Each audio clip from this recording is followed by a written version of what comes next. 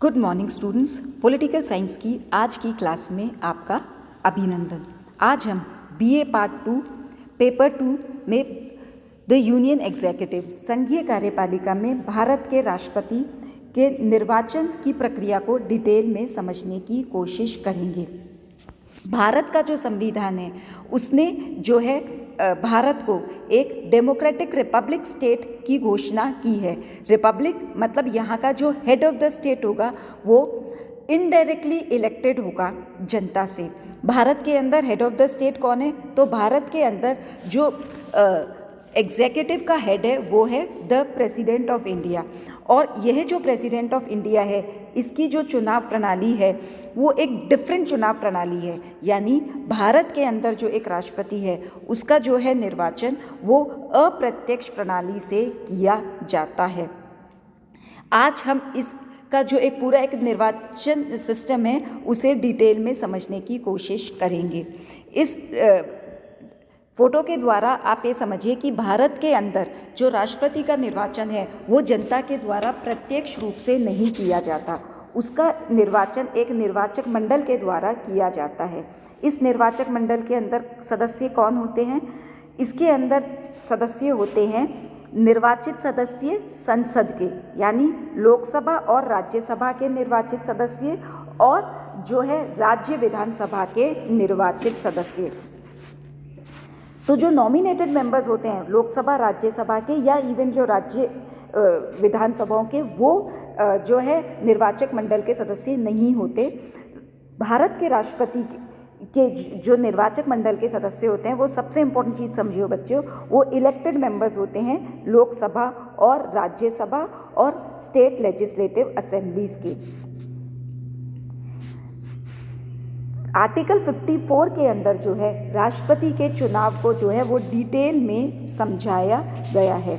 इसमें ये बताया गया है कि जो राष्ट्रपति का जो चुनाव है वो अप्रत्यक्ष विधि के अनुसार किया जाएगा, ठीक है। और उसका जो चुनाव है वो प्रोपोर्शनल रिप्रेजेंटेशन के द्वारा सिंगल ट्रांसफरेबल वोटिंग सिस्टम के द्वारा किया जाएगा, ठीक है।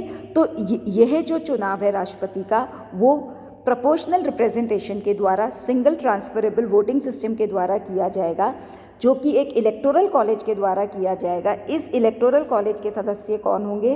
लोकसभा राज्यसभा के निर्वाचित सदस्य और स्टेट लेजिस्लेटिव असेंबलीज के जो है निर्वाचित सदस्य इसके जो है मेंबर्स होंगे। अब हम राष्ट्रपति के चुनाव की आवश्यक योग्यताओं की बात करें तो संविधान के अनुच्छेद 58 के अंदर जो है राष्ट्रपति पद की जो है योग्यता दी गई है। उसमें ये कहा गया है कि ये जो उम्मीदवार है यह भारत का नागरिक होना चाहिए, उम्मीदवार की आयु 35 वर्ष से अधिक होनी चाहिए, और जो है उसमें उम्मीदवार में लोकसभा की सदस्य होने की जो है वह योग्यता होनी चाहिए, ठीक है। तो कौन जो है राष्ट्रपति का उम्मीदवार बन सकता है? जो कि भारत का नागरिक हो, 35 ईयर्स या उसका अबव हो, और जिसमें वो सारे क्वालिफिकेशंस हो जो कि एक लोकसभा के सदस्य के बनने में क्वालिफिकेशंस की आवश्यकता होती है। अब हम राष्ट्रपति के इलेक्शन की बात करें तो राष्ट्रपति पद के उम्मीदवार का जो प्रस्ताव है वो 50 सांसदों द्वारा या 50 विधायकों द्वारा जो है वो किया जाता है, ठीक है। उतनी ही संख्या के सदस्य उतनी ही संख्या के यानी 50 नंबर जो है उतने ही एमपीज या विधायकों द्वारा उसके नाम का अनुमोदन किया जाता है। और राष्ट्रपति जो है उसकी जो जमानत राशि है वो 15,000 रुपये होती है, ठीक है। अब हम मैंने आपको बताया जो निर्वाचक मंडल है उसके जो सदस्य हैं वो लोकसभा और राज्यसभा के निर्वाचित मेंबर होंगे। संविधान का जो अनुच्छेद संविधान में जो निर्वाचक मंडल के संदर्भ में जो है 70th कॉन्स्टिट्यूशनल अमेंडमेंट के द्वारा एक चेंज ये किया गया कि अब राष्ट्रपति के निर्वाचक मंडल के अंदर जो दिल्ली स्टेट है, दिल्ली रादर स्टेट तो नहीं है पर दिल्ली और पौंडीचेरी संघ के जो इलेक्टेड मेंबर्स होंगे वो भी राष्ट्रपति के इलेक्टोरल कोटा के अंदर जो है शामिल हो सकते हैं। फिर जो है मैंने बताया कि राष्ट्रपति का इलेक्शन जो है प्रोपोर्शनल रिप्रेजेंटेशन के आधार पर सिंगल ट्रांसफरेबल वोटिंग सिस्टम के द्वारा किया जाएगा। अब इसका जो इलेक्शन है इसको समझने की कोशिश करो बच्चे कि राष्ट्रपति का जो इलेक्शन है वो कैसे होगा। यानी राष्ट्रपति का इलेक्शन के अंदर उस जो है अनुच्छेद 55 के अंदर जो है राष्ट्रपति के निर्वाचन प्रक्रिया को समझाने की कोशिश की गई है और ये कहा गया है कि उसी व्यक्ति को जो है उम्मीदवार घोषित किया जाएगा जिसे कि निर्धारित कोटा और वोट मिल जाएंगे। ये निर्धारित कोटा क्या होगा, ये भारत के राष्ट्रपति के मामले में 50% से ज़्यादा वोट होगा और इसका एक फॉर्मूला दिया गया है कि ये निर्धारित कोटा और वोट कैसे निकलेंगे। इसका फॉर्मूला है total number of valid votes divided by जो है कितने टोटल नंबर ऑफ रिप्रेजेंटेटिव्स यानी कितने जो है राष्ट्रपति खड़े हुए हैं +1 यानी इन केस अगर हम बात करें कि total number of vote suppose 1000 है, राष्ट्रपति कितने खड़े होने हैं 1 + 1 अगर इसको समझने की कोशिश करें तो ये होगा 1000 डिवाइडेड बाय 2 तो ये हो गया 500 + 1 = 501 यानी जिस व्यक्ति को 501 मत मिले हैं वही व्यक्ति जो है राष्ट्रपति इलेक्शन जो है घोषित किया जा सकता है। अगर मैं इसको परसेंटेज में समझने की कोशिश करूं तो मोर देन 50% ऑफ वोट्स जो है वो राष्ट्रपति को मिलने चाहिए। अब इसके अंदर वोटिंग होती कैसे है कि जो इलेक्टोरल कॉलेज के जो मेंबर्स होते हैं उसमें हर व्यक्ति को जो है अपना मत देता है, लेकिन वह मत देने के साथ साथ अपनी जो वरीयता है उसको भी अंकित करता है यानी अपनी प्रेफरेंस बताता है। कैसे, इन केस सपोज 5 प्रत्याशी खड़े हैं A B C D और E। अब जो मतदाता होगा वो उसमें अपनी प्रेफरेंस देगा। सपोज A को वो फर्स्ट प्रेफरेंस देता है, B को सेकंड, ठीक है, C को थर्ड, D को फोर्थ और E को फिफ्थ। अब जब काउंटिंग होगी तो पहले तो जो फर्स्ट प्रेफरेंस में जिसको वोट मिले हैं उसकी ही काउंटिंग होगी। अगर फर्स्ट राउंड ऑफ वोटिंग में किसी को निर्धारित कोटा के वोट मिल जाएंगे तो उसे इलेक्टेड डिक्लेयर कर दिया जाएगा। लेकिन अगर फर्स्ट राउंड ऑफ वोटिंग में किसी को निर्धारित संख्या के वोट नहीं मिलेंगे तो क्या होगा कि जिस प्रत्याशी को सबसे कम वोट मिले हैं, ठीक है, यानी जो प्रत्याशी सबसे लास्ट में आया है उसके जितने भी वोट होंगे वो सारे जो वोट हैं उसकी सेकंड प्रेफरेंस में जिसको वोट मिले हैं उसे ट्रांसफ़र कर दिए जाएंगे। फिर इसे समझने की कोशिश करें। सपोज़ 5 प्रत्याशी खड़े हैं और E को सबसे कम वोट मिले हैं तो E की जो है अब उसके वोट में सेकंड प्रेफरेंस देखी जाएगी, ठीक है। तो सपोज़ E के वोट में कुछ में सेकंड प्रेफरेंस A को मिली है, कुछ में C को मिली है, तो इसके अब जो वोट हैं वो A और C को ट्रांसफ़र कर दिए जाएंगे। तो अब फिर से काउंटिंग होगी और ये देखा जाएगा कि किसको जो है निर्धारित कोटा या मोर देन 50% ऑफ जो है वोट मिल गए। तो ये प्रोसेस जब तक चलता रहेगा जब तक कि किसी भी व्यक्ति को निर्धारित कोटे का जो है वो मतलब वोट ना मिल पाए। दूसरी इम्पॉर्टेंट चीज़ जो भारत में राष्ट्रपति के इलेक्शन के संदर्भ में है कि इसमें जो है MP और MLA दोनों वोट देते हैं। तो इसमें MP और MLA के जो वोट की जो एक वैल्यू निकाली जाती है और इसके लिए भी एक फार्मूला जो है एक फार्मूला निर्धारित किया गया है।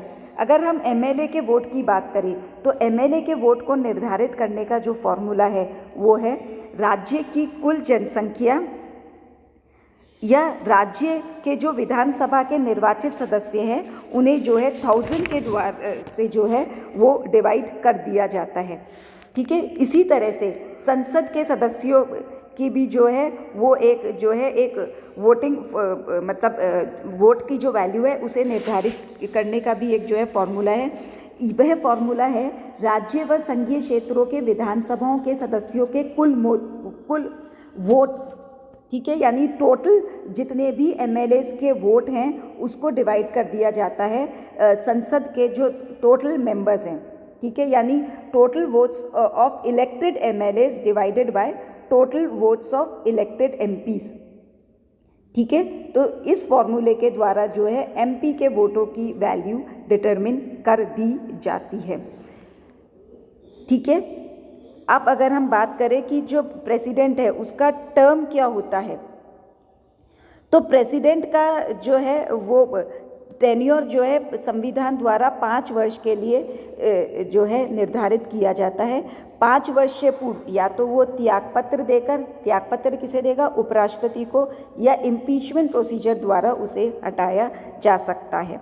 अगर हम उसके री इलेक्शन की बात करें तो अनुच्छेद 57 में यह कहा गया है कि अगर कोई व्यक्ति पहले से ही निर्वाचित हो और वह पुनः चुनाव लड़ सकता है, और वो जब तक चाहे लड़ सकता है, यानी कोई अधिकतम सीमा निर्धारित नहीं की गई है। जैसे अमेरिका में प्रेसिडेंट केवल 2 बार चुनाव लड़ सकता है, लेकिन भारत में ऐसी कोई सीमा निर्धारित नहीं की गई है।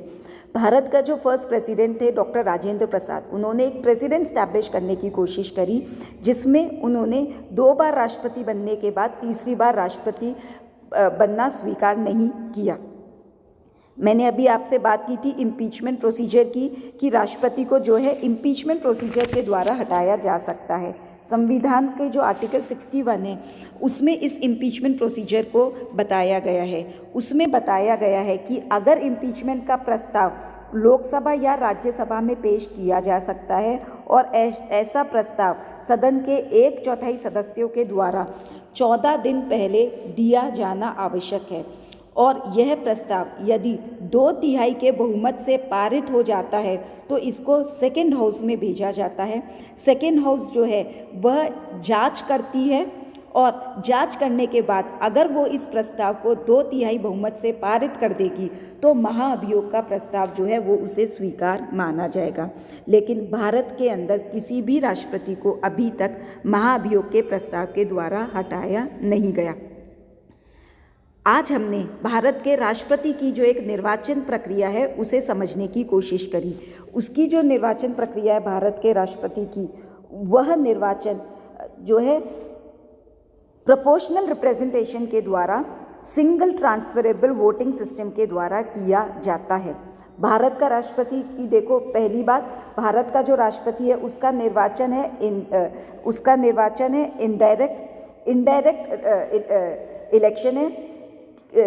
इलेक्शन कौन करता है? इलेक्शन उसका होता है इलेक्टोरल कॉलेज के माध्यम से, निर्वाचक मंडल के माध्यम से उसका इलेक्शन होता है। इस निर्वाचक मंडल के सदस्य कौन होते हैं? इस निर्वाचक मंडल के सदस्य होते हैं इलेक्टेड एमपीज और इलेक्टेड एमएलएज। ठीक है, इन इलेक्टेड एमपीज और इलेक्टेड एमएलएज की भी एक जो वोट है उसकी वैल्यू निर्धारित की गई है एक फॉर्मूला के माध्यम से। ठीक है, ये जब वोट देते हैं तो ये वोट देते समय अपनी एक प्रेफरेंस भी देते हैं। तो जब काउंटिंग चालू होती है तो उसी प्रत्याशी को विजयी घोषित किया जाता है जिसे कि एक निर्धारित कोटा ऑफ सीट मिले।